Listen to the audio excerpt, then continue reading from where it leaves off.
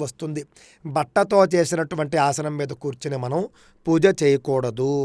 బానే ఉందండి. మరి ఏ ఆసనం మీద కూర్చుని పూజ చేయాలండి అని అంటే కనుక కొంతమంది దర్భాసనం మీద కూర్చుని పూజ చేసుకోవచ్చు.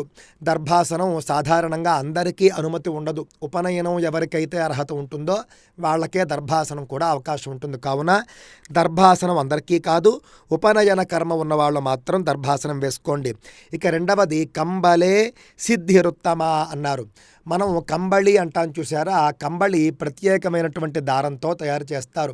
ధావళి, కంబళి ఇవన్నీ కూడా ఒకటే. ఆ విధంగా కంబళి వంటి ఆసనాలు మనకు దొరుకుతాయి. ఆ ఆసనం మీద కూర్చుని అందరూ పూజ చేసుకోవచ్చు. ధావళి ఆసనం అంటారు.